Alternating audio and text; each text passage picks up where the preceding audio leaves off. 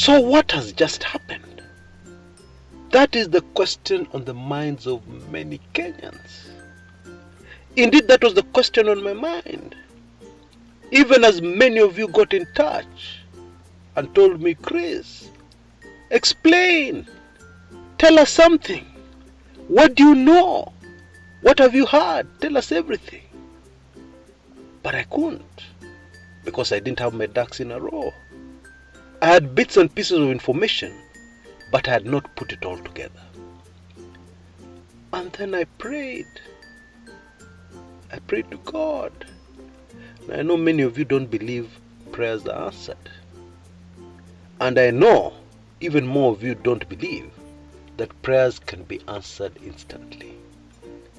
Because moments after I finished praying, somebody got in touch with me and gave me a very small piece of information that helped me put everything together.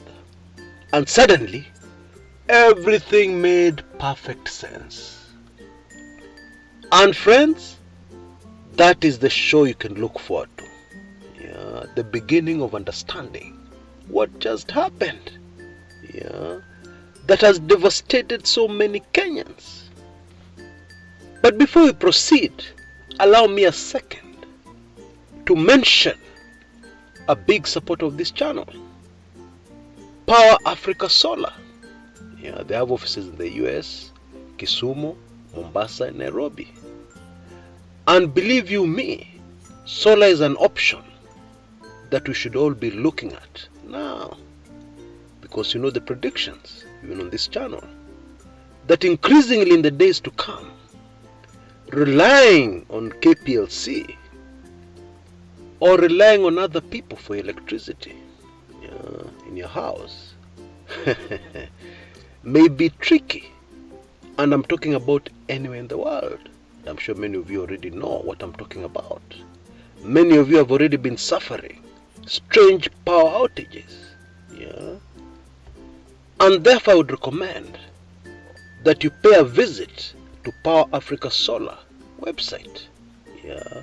Even if you want to get solar for your people back home, you can be able to do it in the US because they have an office in the US, so that you organize payments kila kitu huko. Yeah. Because you and I know, ukituma pesa nyumbani, hata kama ni kwa mama yako kufanya project, stuff happens. Yeah. So remember Power Africa Solar. Visit them today.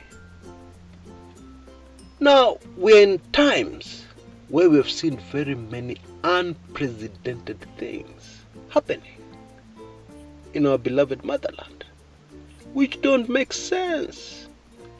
How does somebody who has less votes end up being our president? Yeah.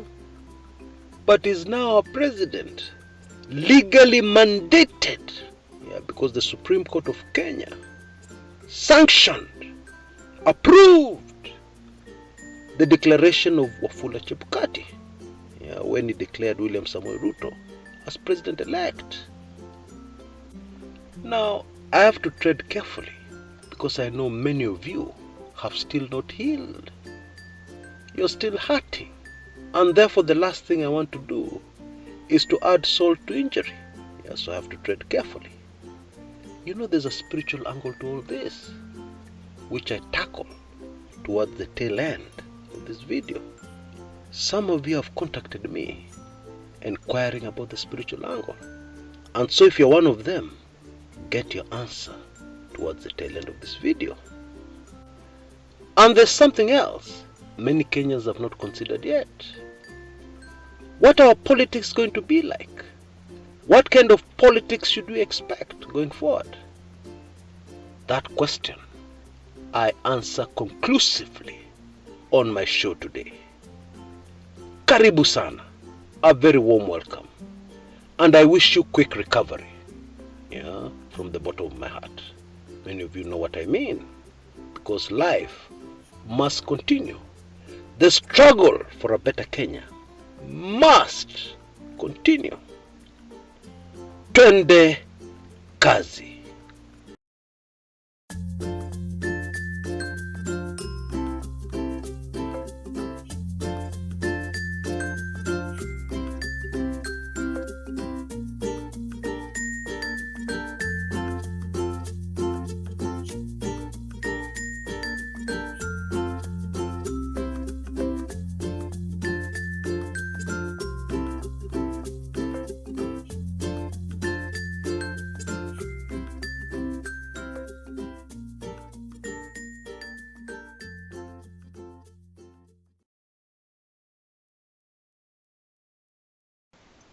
A vast majority of Kenyans, both in Kenya and all over the world, over the last few hours, have been waiting to wake up from a nightmare.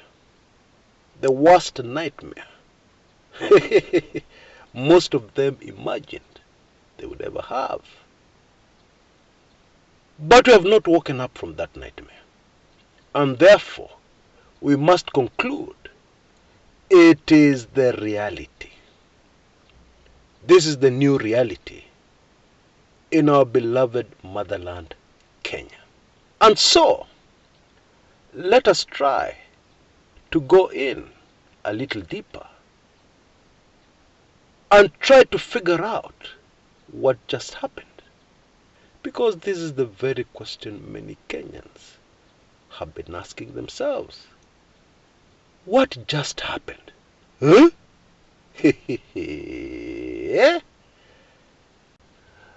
But before we do that, let us first analyze the reactions of Kenyans. Oh, the reaction of Kenyans.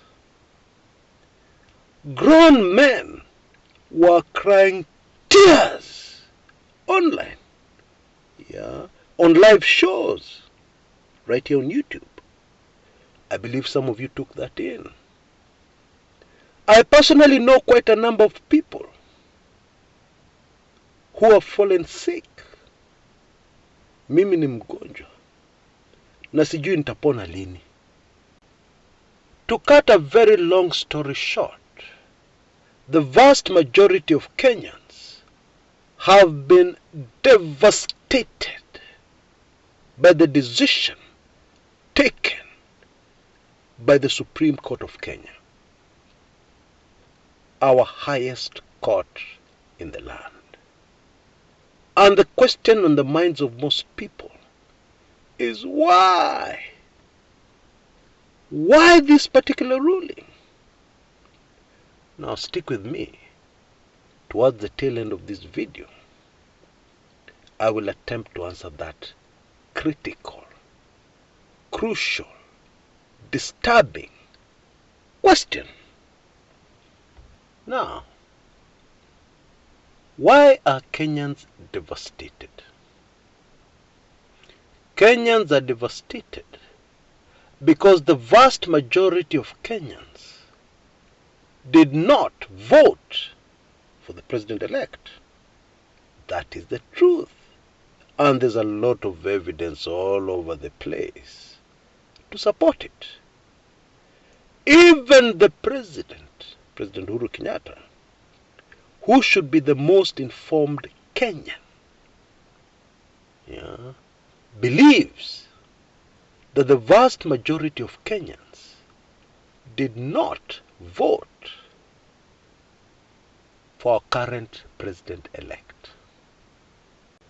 Now you may hate our president, our current president. I love him and have no excuses to make. Okay? But the truth is, he has to be the most informed Kenyan anywhere, by virtue of the position he holds and which he'll hand over shortly to the new president, President William Samoei Ruto. That is a fact. That is the truth.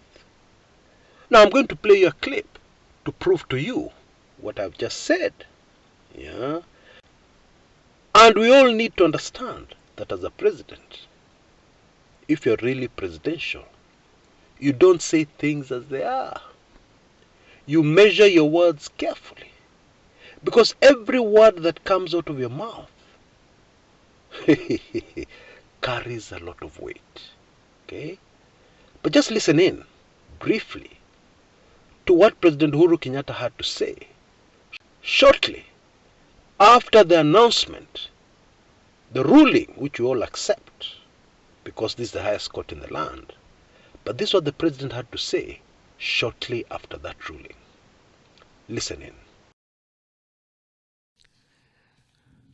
And because democracy is a work in progress, I urge the country to respect the institutions that midwife our new leaders. And in doing so, I also urge citizens to constantly put them under scrutiny, for this is the civic duty of every single Kenyan. In particular, this civic duty requires every citizen to constantly put the truth presented by our constitutional institutions to test. And they must test them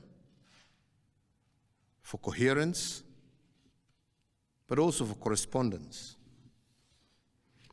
They must constantly scrutinize the coherence of the truth given by these institutions, and to ask themselves whether the truth has been coherent from one election to another.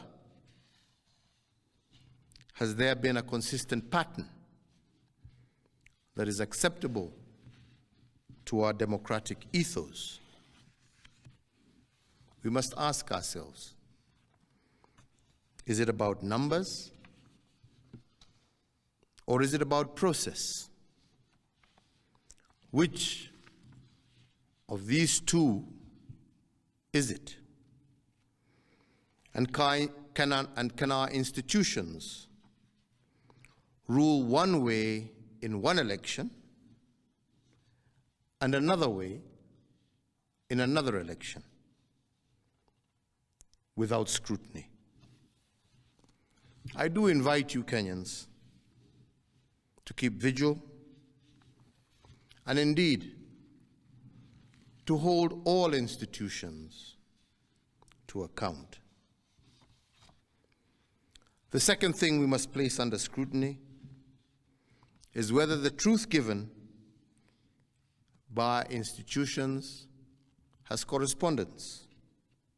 That is, do the truths given by our institutions correspond with what is observable by the citizen? True beliefs and true judgments must correspond to the actual state of affairs. But do our constitutional institutions meet this threshold? While we must appreciate these institutions, we must also hold them to account at every juncture. And their truth has to be consistent and coherent. This is the only way we will build our democracy. I want to take this opportunity to thank every single Kenyan for holding a peaceful election. And for this, I want to thank God, and I want to thank our political parties, but I also want to thank every single individual Kenyan for bringing us thus far.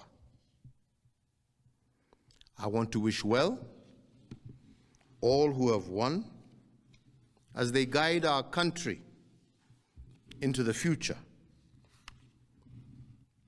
And I thank you all for the opportunity to serve, and I say, may God bless you all, and may God bless this great Republic of Kenya. Asante. There you are. You've heard it for yourself in very clear language. Now, if it is true that the person who got the most votes in the just concluded presidential elections is the person who was declared the loser, if that is true, and you're free to have your own opinion, You can be of a contrary opinion, that's okay. You can agree with me, that is also okay. But it is important that whatever side you take, you come with evidence. You say, I believe so and so won because of 1, 2, and 3.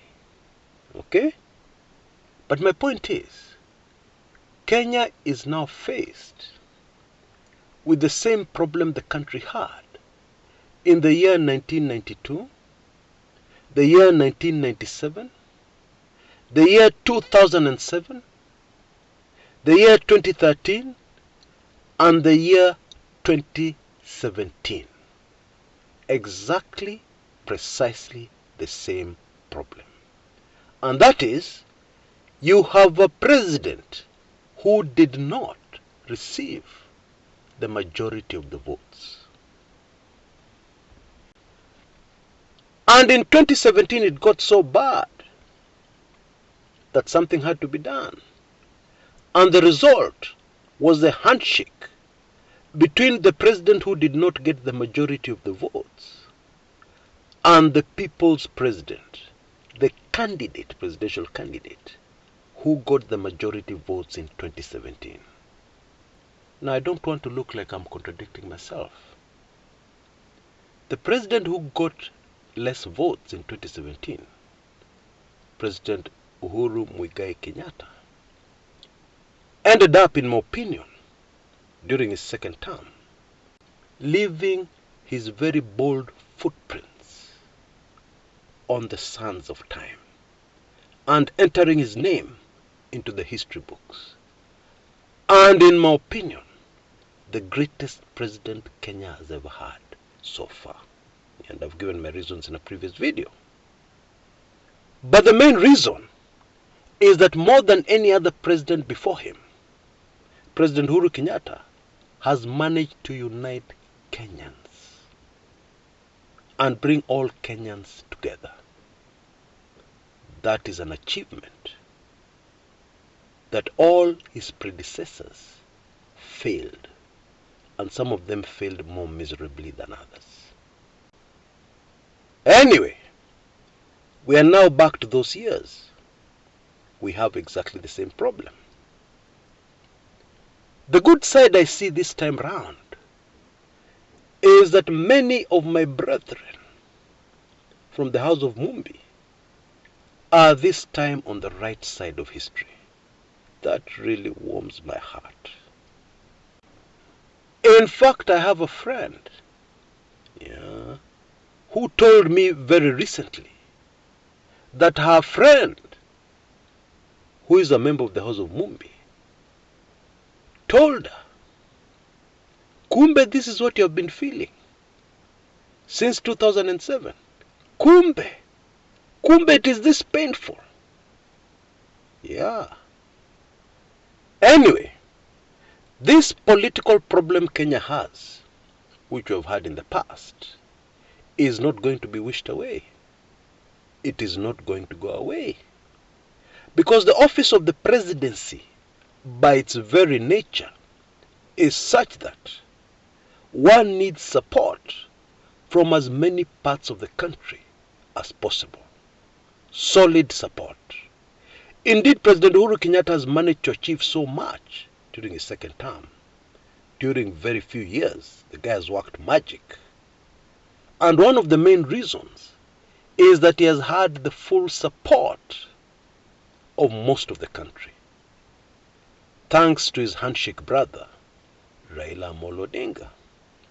My point is, support from as many parts of the country as possible is critical for a president to achieve what they want to achieve, and for a presidency to benefit the vast majority of Kenyans. Bottom line, it is not enough to be a constitutional president. To be a president who has become president legally according to a constitution, it is not enough. You need the goodwill and the support of as much of the Republic of Kenya as is possible. And if you don't have that support, then we have a problem. Yeah? It's not the president who has a problem. No, it is not the president who doesn't have support who has a problem. It is all of us who have a problem. It's very important that we realize that. Now, why do we have a problem? I'll tell you. Based on my experience from 1992, 1997, 2007 was different because there was a grand coalition government, the infamous Nusu Mkate government, where both sides of the political divide ended up being in government. Okay, so that's an exception. But let us proceed. 2013 and 2017 before the handshake. The problem is simply this. When you don't have a majority of the support of the country, no matter how good you are, you will be forced by circumstances to crack down on dissenting voices. That is what history tells us. Yeah, and we're supposed to learn from history. Now, my brother Lee McQueenie, I took in your video yesterday, and somebody warned you to be careful, and you brushed it aside. My dear brother, please don't brush aside what you advised. Just look at history. History will tell you things have changed. It is not the same as before. Please, my brother, take all precautions. Even precautions as drastic as moving from your current location. Oh yes, I love you as my brother. You're my competitor, but I love you as my brother. By the way, this problem we had since after independence. Jomo Kenyatta regime and Moi regime. Indeed, I, yours truly, suffered a very harrowing experience in this regard during the Moi days, when I was a very young journalist, very young and naive. I didn't know anything. It was a real baptism of fire into what I'm doing. Yeah, and I'm grateful for it, looking back. You know, during the Mwai Kibaki presidency, many of us thought, naively, that because Mwai Kibaki was involved in the second liberation struggle, he was one of us, he would never get involved in things that used to happen during the Moi regime. Harassment of Kenyans, crackdowns on dissenting voices. We fooled ourselves into thinking that would never happen under Mwai Kibaki. Hey, remember the Standard raid, the raid on Standard newspapers? That unfolded under Kibaki's watch. The political assassinations that unfolded under Kibaki's watch. And we have already seen telltale signs of what to expect. Because when somebody is a president-elect, they're supposed to start behaving presidential. They're supposed not to remember, not to show the public that they remember anything from the past. Yeah. Now, just listen in to this short audio, and you'll understand exactly what I mean. There are many things, Njenga, Wambui. And how is Inoro, by the way?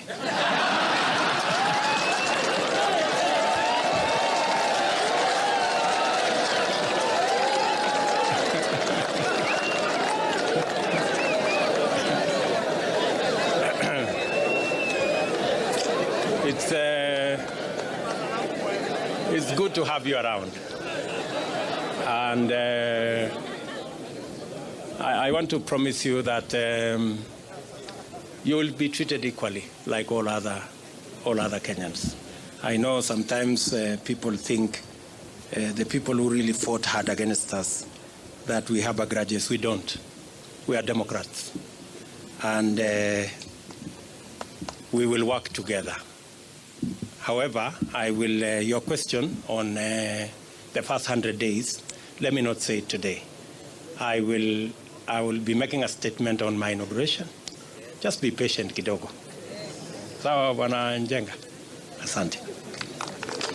One last one. Where are my good friends from Citizen?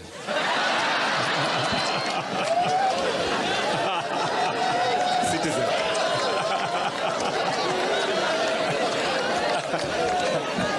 No, it was...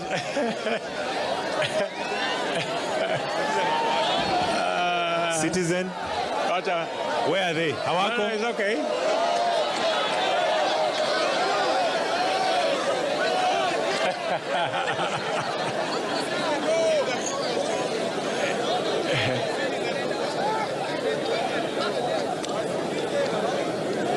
Yes. Congratulations on your win, Mr. President. Thank you. My name is Brenda Wanga from Citizen TV. I know you have said you will give a comprehensive statement a little bit later on what you intend to do in your first 100 days. You've said that in your manifesto before, but I know most of us are quite concerned and would like to know what your plans are in regards to fighting graft. That has been quite a big issue during this campaign. Thank you. Thank you very much. Thank you very much. I think it's a fair question. And how is my good friend Leto, by the way?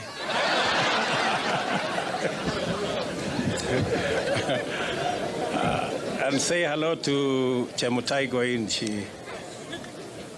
So, as I have said, I am going to make a comprehensive statement. And I want to promise you that among the things I want to do on the 100 days, one of them is going to be about tackling corruption. It is not what somebody says. It is what somebody does. Yeah, that is very important. Because actions speak louder than words. Let me just leave it at that.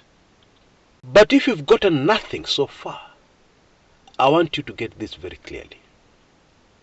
When a president does not have the majority support, things happen. I can even remind you of 2017. What happened? Where is Chris Msando? What happened to him? Remember all the people who got arrested during the 2017 campaigns?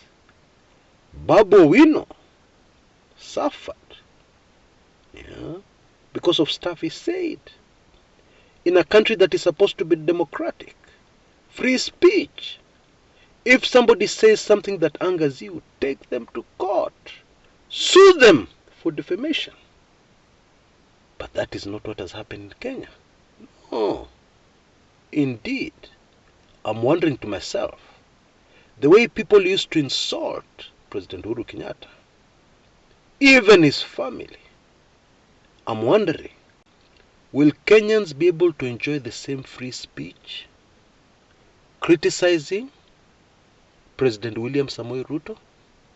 I'm just asking, and I'm wondering, like many Kenyans. But history tells me, no, things have changed. Beware. And it doesn't matter if the people who are insulting the president the most are now president. Doesn't matter. That is irrelevant. But now let me answer the question I posed at the beginning of this video. What happened?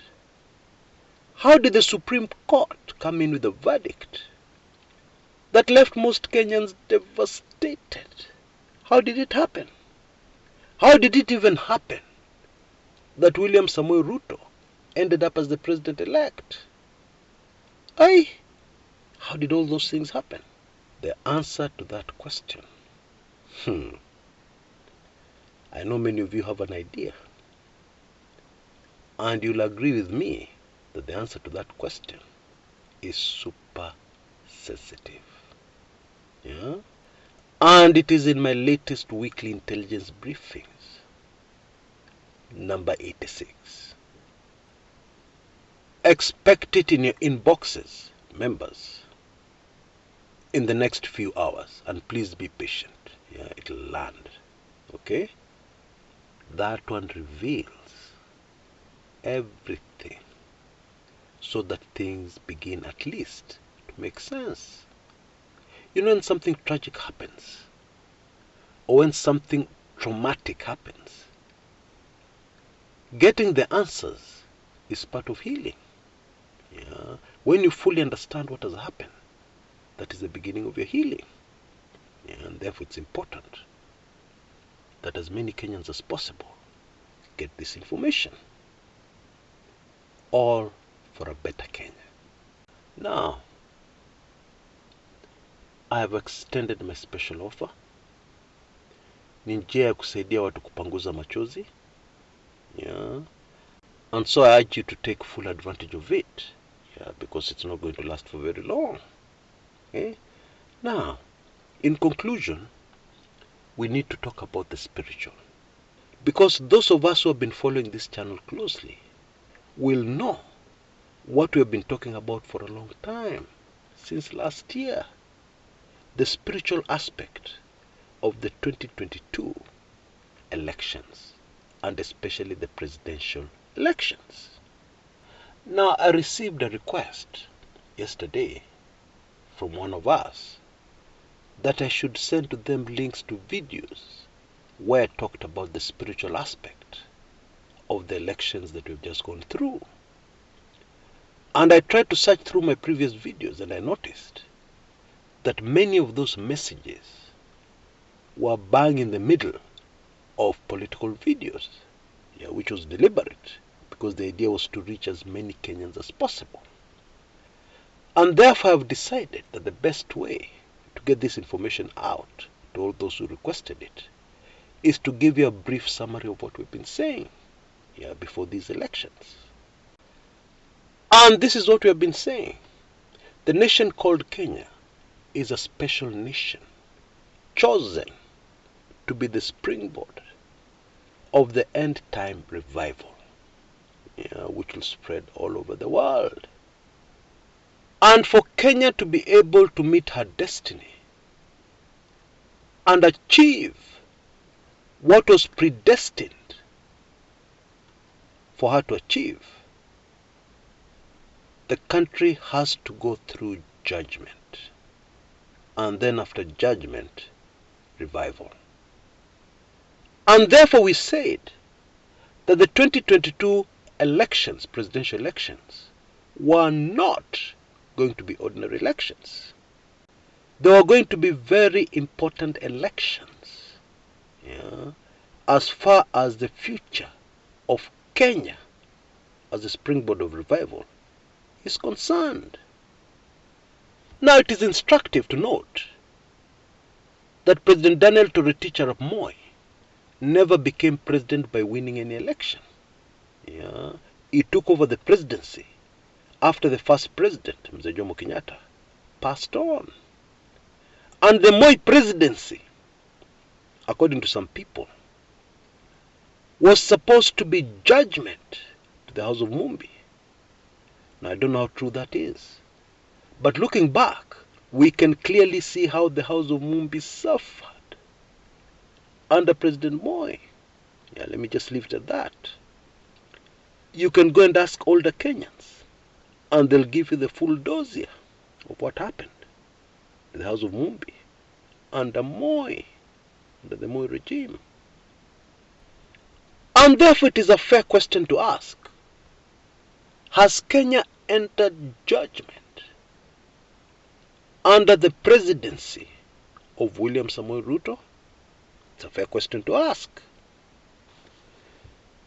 In the Bible, there is a story about a prophet called Elijah and a very evil woman called Jezebel. Now Elijah prophesied how Jezebel would end up. But the super fascinating thing is that for many years, nothing happened. And Elijah left this world. He didn't die. He was taken up. Yeah. And Elisha took over, Prophet Elisha. Yeah. And I'm sure if you are living at the time and those social media, people would be saying, this Prophet Elijah started very well. But then towards the end, he started making fake prophecies. Jezebel is still thriving. She's still okay. Nothing has happened to her. And nothing will happen to her.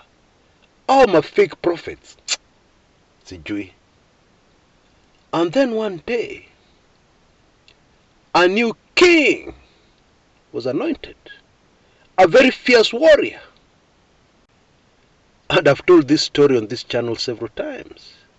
The way this new king was anointed was interesting. Almost hilarious. Prophet Elisha sent one of his students and told him and gave him the instructions. Go and anoint this man king. And after you have anointed him, run out of there as fast as your legs can take you. And that's what happened. And in the end, it was this new king who God put on the throne as judgment to Jezebel. Because the next thing that happened is that the prophecy of Prophet Elijah was fulfilled 100%. Exactly what he had said when he was on this earth came to pass. Now I just felt that I should remind you about that story.